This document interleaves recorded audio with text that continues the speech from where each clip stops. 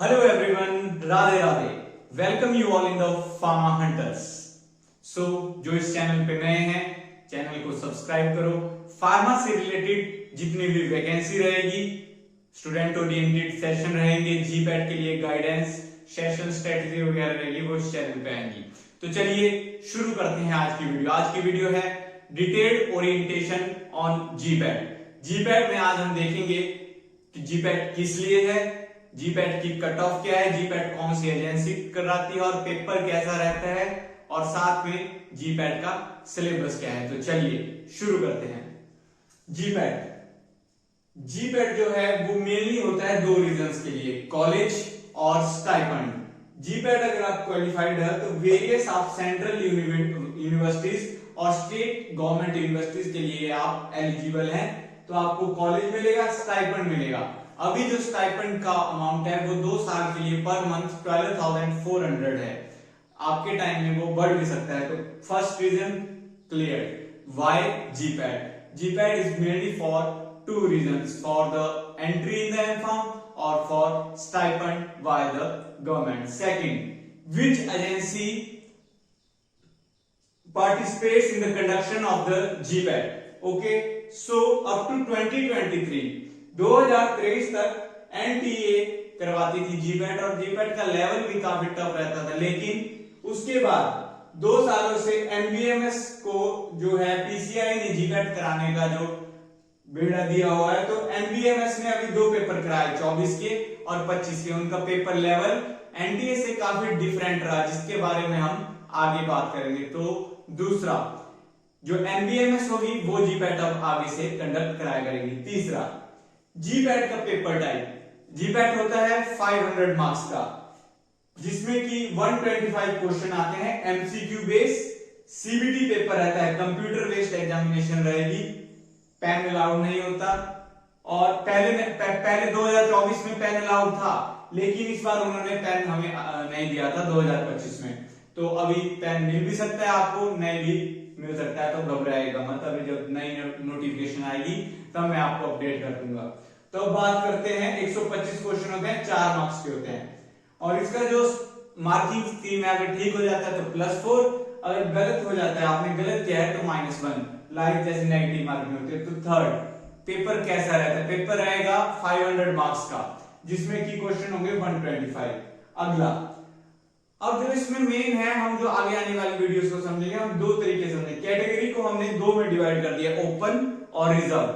Open में हमने रखा है जनरल और ओबीसी को, क्योंकि 20-25 नंबर का फर्क पड़ता है, 30 नंबर का फर्क पड़ता है, हम उसे ज्यादा इतना मानते नहीं।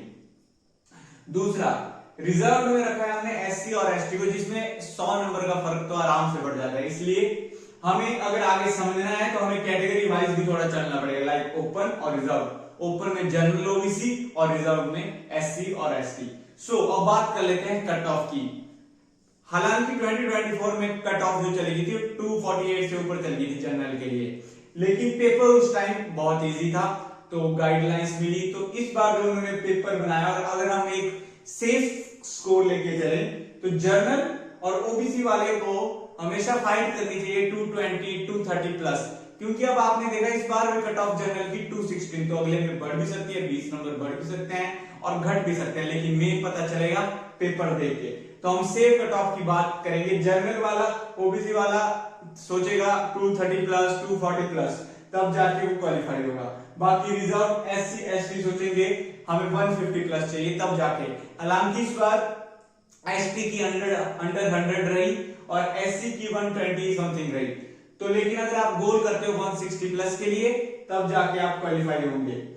एक है आपके क्या बोलते हैं, कौन सी एजेंसी कराती है, क्या कट ऑफ रहेगी, किस लिए होता है। अब हम बात करेंगे जीपैट के सिलेबस की। ओके, सिलेबस में चलने से पहले एक बात और ऐड ऑन करिएगा कि जीपैट का जो पेपर रहता है वो रहता है 5 सेक्शंस में, ए से लेके ई तक।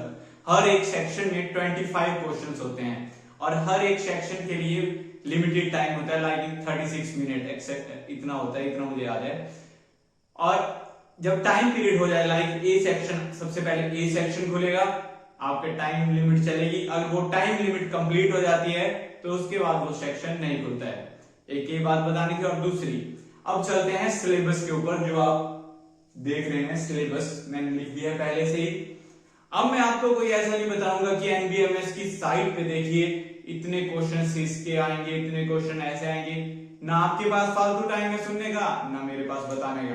तो रियल एक्सपीरियंस की बात जो है मैं आपको बताऊंगा, ध्यान से सुनिएगा। चलिए शुरू करते हैं। सिलेबस, जो जीपैट का सिलेबस होता है वो हमने डिवाइड किया हुआ है मेजर और माइनर में। मेजर हमने इसलिए डिवाइड किया है क्योंकि इसका वेटेज काफी अच्छा होता है। जिन बच्चों को मतलब सिर्फ क्वालिफाई करना है, वेटेज वाले पढ़ो, आराम से क्वालिफाई हो जाता है। और रिजर्व वालों के लिए तो और फायदा है, मोर ओरिएंटेड मेजर पढ़ो, 1 2 3 4 माइनर पढ़ लो, आराम से क्वालिफाई हो जाएगा। लेकिन ये बात है, पहले आप समझो सिलेबस के बारे में। मेजर में बात करें तो हमने रखा है सबसे ज्यादा वेटेज वाला content, like pharmacology, ceutics, cognosy, pharmaceutical chemistry. अब आप समझिए कि एक सब्जेक्ट में सिर्फ एक सब्जेक्ट नहीं होता, लाइक फार्मास्यूटिक्स अकेली नहीं है। फार्मास्यूटिक्स में आ जाता है IP, industrial pharmacy, PP, physical pharmacy, pharmaceutical engineering आ जाता है, उसका डिस्पेंसिंग फार्मेसी आ जाता है, हॉस्पिटल एंड क्लिनिकल फार्मेसी भी इसमें इंक्लूडेड होता है। तो अब मैं आपको उस बेस पे समझाएगा, तो अगर आपने नोट्स बनाना है तो आप नोट्स बना सकते हैं, ठीक है, आपकी बेसिक अंडरस्टैंडिंग के लिए। तो चलिए, जैसे फार्माकोलॉजी है तो फार्माकोलॉजी होता है 3 सब्जेक्ट का मिक्सचर, एचएपी और पैथो। और एचएपी का वेटेज भी बहुत रहता है, तो इसलिए मैंने एचएपी भी मेजर में इंक्लूड कर दिया है, प्लस फार्माकोलॉजी। और पैथो तो हो जाती है, साथ साथ में पढ़ोगे तो हो जाएगी, इतना तो स्पेशली पढ़ना नहीं पड़ता। दूसरा कोग्नोसी भी मेजर में 10 क्वेश्चन आते ही है, इजी रहता है, तो कोग्नोसी मेजर में। फार्मास्यूटिकल केमिस्ट्री, तो फार्मास्यूटिकल केमिस्ट्री में आ जाता है organic chemistry, medicinal chemistry, pharmaceutical analysis और इनऑर्गेनिक। तो बहुत से बच्चे पढ़ते ही है मेडिसिनल केमिस्ट्री, अपना अपना इंटरेस्ट है, मैंने भी नहीं पढ़ी थी, आप अपना देख लीजिएगा। तो ऑर्गेनिक, फार्मास्यूटिकल एनालिसिस और मेडिसिनल मैंने मेजर में रखी क्योंकि इनका वेटेज ठीक रहता है, लाइक ऑर्गेनिक से 7 से 10 आ जाते हैं, फार्मास्यूटिकल एनालिसिस से 6 से 8 आ जाते हैं, मेडिसिनल में 10 भी आ जाते हैं कई बार, और इनऑर्गेनिक केमिस्ट्री से 2 से 3 आते हैं, कई बार 1 आता है, कई बार 4 आते हैं। तो इसको माइनर में रखा है। बात कर लेते हैं स्यूटिक्स की।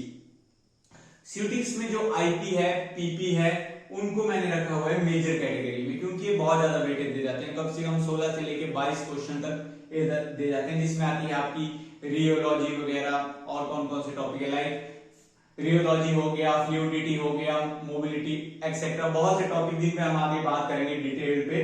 तो स्यूटिक्स में मैं मेजर में रखना चाहूंगा आपका फार्मास्यूटिकल टेक्नोलॉजी बोल सकते हैं, आईपी बोल सकते हैं, पीपी, वो रखेंगे हम मेजर पे, वो आपको अच्छी वेटेज दे देगा। दूसरा माइनर में जिनसे बहुत जल्दी सब्जेक्ट होते हैं, इनमें हम 2 दिन में एक सब्जेक्ट को आराम से खत्म कर लेंगे, इसका कुछ नहीं है। माइनर में ज्यूरिस हो गया, बायोफार्म हो गया, फार्मास्यूटिकल इंजीनियरिंग हो गया, हॉस्पिटल क्लिनिकल फार्मेसी हो गया, डिस्पेंसिंग फार्मेसी हो गया, इनऑर्गेनिक केमिस्ट्री हो गया, माइक्रोबायोलॉजी हो गया जिसमें वो ऑटोक्लेव का टाइम हो गया, हॉटेल ओवन का टाइम हो गया, इंडिकेटर्स हो गए बायोलॉजिकल, वो माइक्रोबायोलॉजी में इंक्लूडेड होता है, बैक्टीरिया के नेम्स वगैरह। बायोकेमिस्ट्री होगी जिसमें आपके प्रोटीन्स हो गए, वेरियस टेस्ट हो गए, और कौन सी एंजाइम से कौन सी बीमारी होगी, वैसी चीजें इंक्लूड होती है। फिर एमबीए हो गया, बायोटेक्नोलॉजी होगी। लेकिन आपको पता चलना चाहिए कि बेसिक स्ट्रक्चर क्या है सिलेबस का, जैसे आपने देखा मेजर, माइनर। फिर हम इसके बाद रोड मैप्स तैयार करेंगे। अब अगली वीडियो में हम देखेंगे जो क्वेश्चंस आए हुए सब्सक्राइबर्स के, वो देखेंगे, और उसके बाद स्ट्रेटेजी वीडियो आएगी 4th ईयर वालों के लिए और 3rd ईयर वालों के लिए। थैंक यू, जय श्री राधे।